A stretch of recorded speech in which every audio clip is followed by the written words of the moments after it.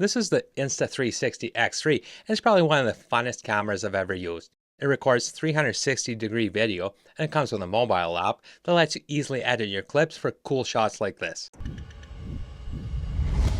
You can do a ton of fun stuff with this little camera in your phone, but it can also be a very useful tool for B-roll, allowing you to shoot first and reframe later, so you never have to worry about missing the shot. And while the Insta360 app is great for editing short clips, if you want to use the footage from this camera as part of your next project, you need a little bit more control.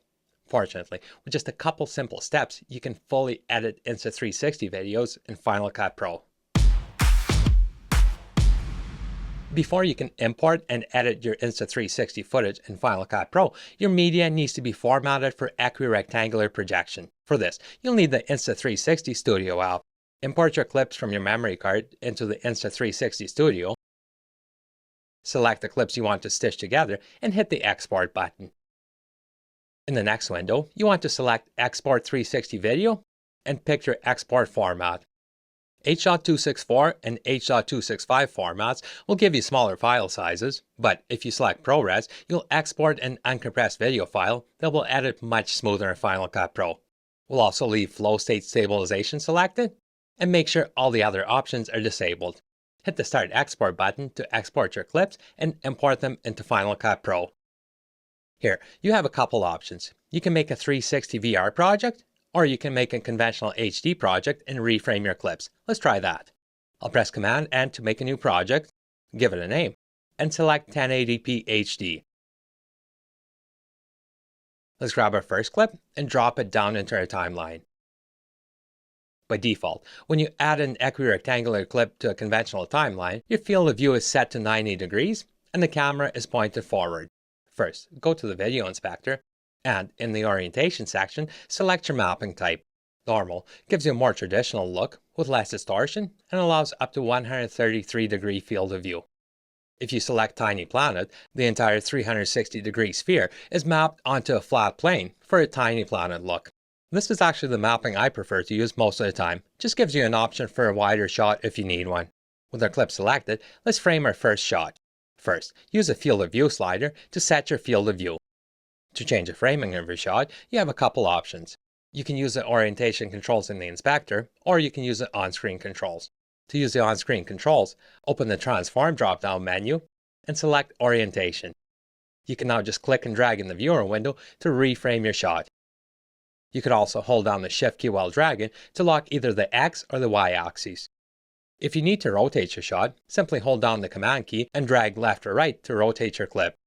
Using the Show Horizon overlay can also be very helpful when trying to frame or level your shot. When you want to change the framing of your shot, you also have a couple options. If you just want to cut to a different angle, blade your clip, select the following segment in your timeline, and reframe your shot. In my example, I point at a tree on my left-hand side, so I'll just blade my clip and reframe my shot to show my viewers what I'm pointing at.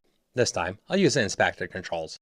The tilt or the X-axis moves my framing up or down. Pan or Y-axis moves it left or right.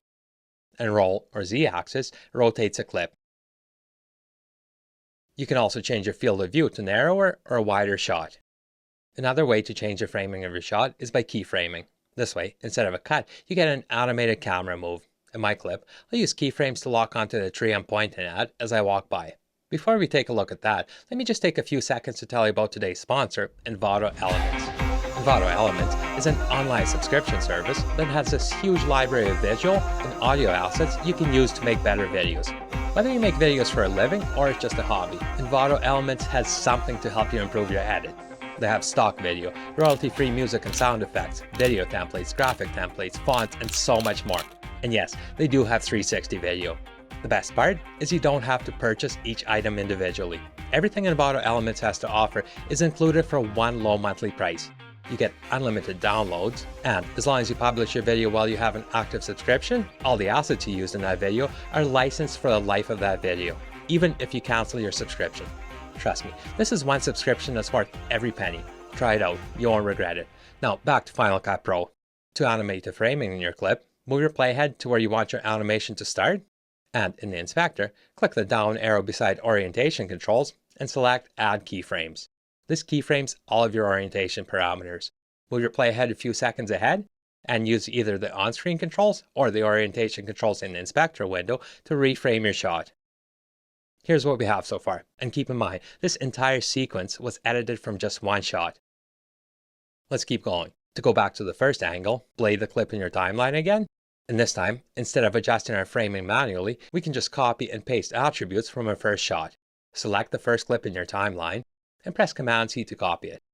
Next, select the clip you want to mount your framing on, and press Shift-Command-V to paste attributes. In the pop-up window, make sure the orientation parameters are selected and click Paste. This pastes all the orientation parameters from our first clip, so our framing is exactly the same. And last, let's keyframe a camera move to a fun little tiny planet shot of your clip. Set your playhead where you want the animation to start and add a keyframe. Move your playhead about 20 frames ahead. Set the field of view to 360 and use the orientation controls to frame your subject at the top of this tiny planet. I'll let this clip render out, and here's a cool little sequence I was able to edit from just one shot.